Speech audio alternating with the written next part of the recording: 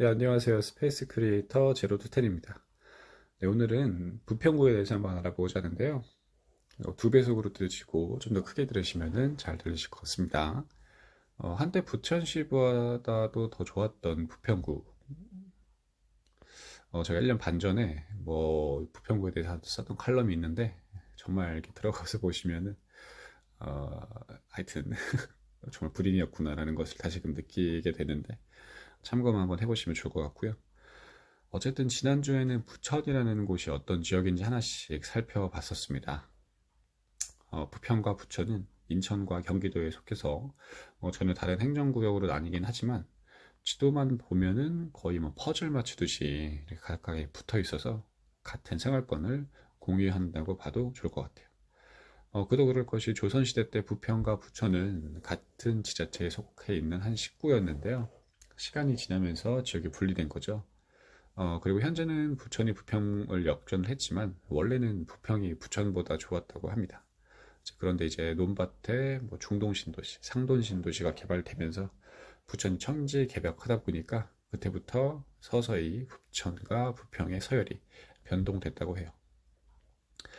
지난번에 이제 부천의 천장인 중동 쪽과 그리고 새 아파트가 들어오고 있는 범박동 쪽 이렇게 한번 살펴봤는데요.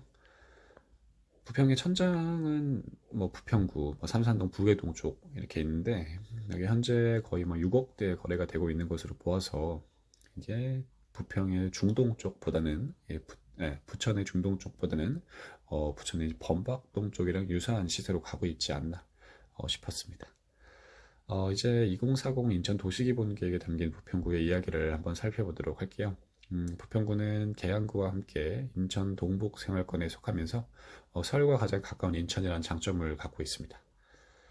기초 생활 인프라랑 시설별 공급 현황 한번 살펴보시고요. 미래상의 경우 생태 환경, 문화 관광 등의 키워드가 있고요.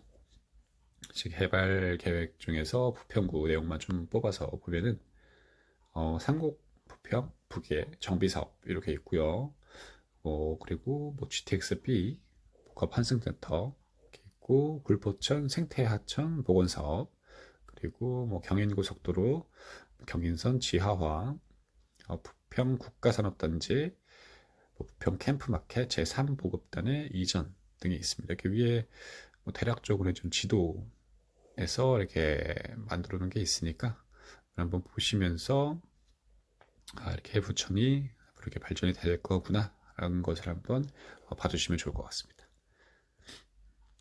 다음으로 빠숑님의 수도권 알짜 부동산 다싸기를 통해서 부평구의 내용을 좀 더 자세하게 살펴볼게요. 먼저 부평구의 교통의 경우 서울 1호선, 7호선 그리고 인천 1호선이 연결되어 있을 뿐만 아니라 경인고속도로, 수도권 제1순환고속도로 주황색으로 표시한 줄이죠. 에서 접해 있어서 인천에서 교통인프라가 꽤나 유수한 편에 속합니다. 동네를 하나씩 보면 먼저 삼산동을 먼저 볼게요.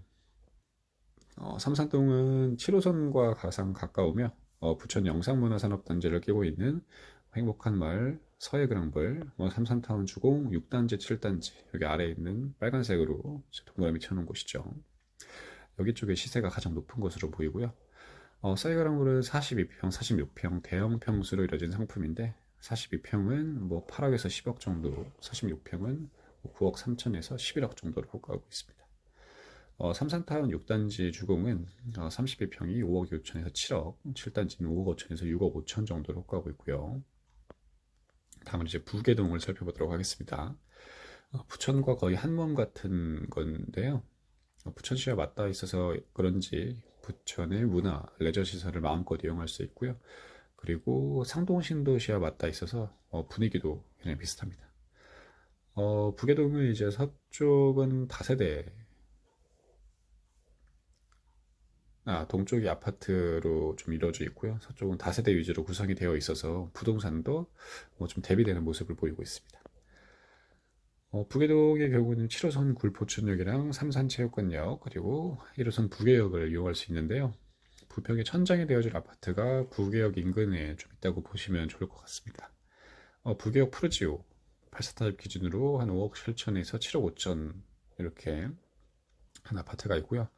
2022년 12월에 준공한 따끈한 신축인 부평 SK뷰 해모로가 있고요. 참고로 해모로는 부평동이랑 부계동이랑 걸쳐 있죠. 이렇게 있는데 프로지오가 2010년에 준공한 13년차 아파트인 것으로 보면 해모로는 뭐 최소 6억 이상의 시세를 형성하지 않을까 싶습니다. 다음은 부평의 중심인 부평동에 대해서 한번 알아보도록 하겠습니다. 서울 1호선, 인천 1호선이 만나는 곳이자 이런 장점을 살려서 인천 최대의 상권을 형성하고 있는 곳인데요. 부평역 상권은 서울 사람도 한 번쯤은 들어봤을 법한데 부평역 지하에는 거의 2,000개 넘는 상가가 있다고 합니다. 그리고 부평의 중심에 위치한 부평동은 교통이랑 상권은 물론 주거, 병원, 관공서 등을 두루 갖춘 입지로 향후 부평을 리딩할 입지로 보이고요. 그도 그럴 것이 현재 더블 역세권인 부평역은 추후에 GTX-B까지 합해서 트리플 역세권이 될 곳이라서 대체 불가능한 부평의 핵심지가 될 것으로 보입니다. 위에서 살펴봤던 해모로부터 해서 부평역 인근으로 뭐 우미린, 뭐 해링턴 플레이스, 이 편한 세상 센트럴파크 등의 신축이 들어오고 향후 GTX-B까지 개통이 된다면은 이곳은 부평뿐만 아니라 인천에서도 상위 클래스에 속하는 그런 단지가 될 것으로, 그런 핵심 주거지가 될 것으로 보입니다. 부평역 인근에 분양한 해링턴의 경우 84 타입 기준으로 6억 3천에서 6억 4천 정도의 분양을 했는데 두세 자릿수 경쟁률을 좀 기록을 했었죠. 현재는 조금 부침이 있다고 보여도 GTX-B 개통 시점에는 분양가를 훨씬 뛰어넘는 가격대를 형성할 것 같은데 실거주 측면에서 좀 기다려보면 좋을 것 같고요. 이렇게 좀 장기적인 관점으로 보시면 좋을 것 같습니다.